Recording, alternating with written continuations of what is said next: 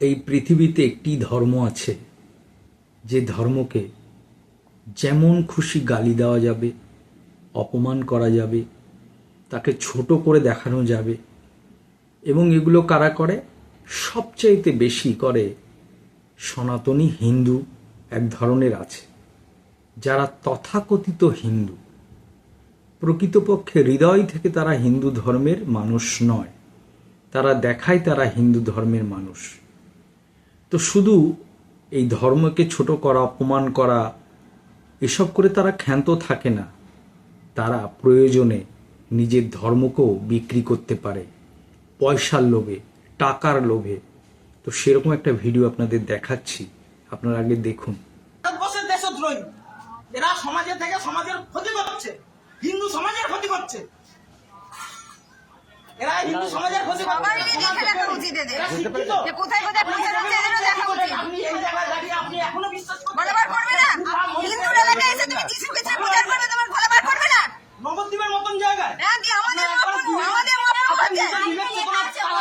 যে আমি নবদ্বীপে যাচ্ছি, করতেই পারে হিন্দুর এলাকায় মহাপ্রভু আমাদের, উনি হিন্দু হয়ে কি বলছে? খ্রিস্টানদের 125টা খ্রিস্টানদের হরিনাম করছে, সেখানে আপনি এখানে খ্রিস্টান প্রচার করছে। যাও, ঠিক আছে, ওরা বন্ধ করে দিয়েছে, যাও এবার হ্যান্ডমেলগুলো যাও।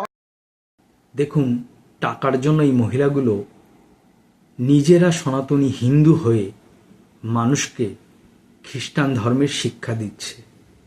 তাদেরকে বিভিন্ন রকমের লোভ দেখানো হচ্ছে, তাদেরকে টাকার লোভ দেখানো হচ্ছে, তাদেরকে অন্যান্য আরও সুযোগ সুবিধার লোভ দেখানো হচ্ছে। আর আমাদের ভারতবর্ষে তো প্রচুর গরিবরা আছে, পশ্চিমবঙ্গে তো আরও বেশি। তো তারা কি করে?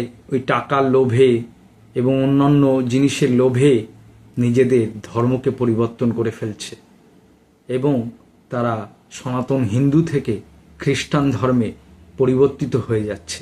কিন্তু এরা বুঝতে পারে না, পয়সার লোভে, অন্যান্য ক্ষমতার লোভে এরা যে ধর্ম পরিবর্তন করছে, এদের ভবিষ্যৎ তো খারাপই, এবং এদের যে পরবর্তী প্রজন্ম, তাদের অবস্থাও খুব খারাপ হবে, খারাপ হচ্ছে।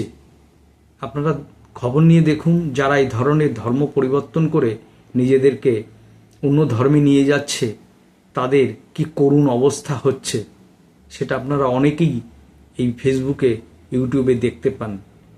তো সকল সনাতনীদের কাছে একটাই অনুরোধ, সনাতন ধর্মকে রক্ষা করুন। সনাতন ধর্ম রক্ষা করা প্রত্যেক সনাতনীর দায়িত্ব। আর ধর্ম যদি আপনি রক্ষা করেন, তাহলে ধর্ম আপনাকে রক্ষা করবে। এটা ভগবানই বলেছেন এবং বিভিন্ন মহাপুরুষরাও বলছে যে তুমি যদি ধর্মকে রক্ষা করো, ধর্ম তোমাকে রক্ষা করবে।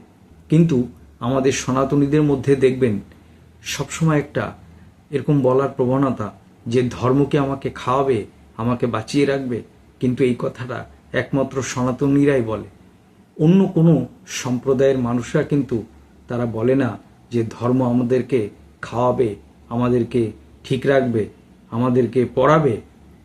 কিন্তু অন্য সম্প্রদায়ের মানুষরা কিন্তু এই ধরনের কথা বলে না যে ধর্ম প্রতিপালন করলে কি আমাদের পেট চলবে, আমাদের জীবন চলবে।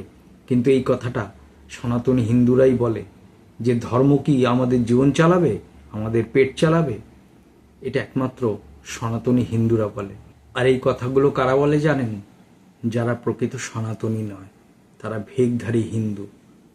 তারা মানুষকে দেখায় আমরা হিন্দু, আমরা সনাতনী হিন্দু, কিন্তু প্রকৃতপক্ষে হৃদয় থেকে তারা সনাতনী হিন্দু নয়। তাদের উদ্দেশ্য অন্য।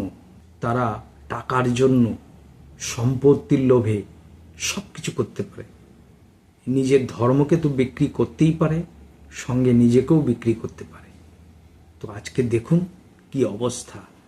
আজকের এই পরিস্থিতির জন্যে কারা দায়ী? সনাতনী হিন্দুরা। এত উদার হওয়া ভালো না।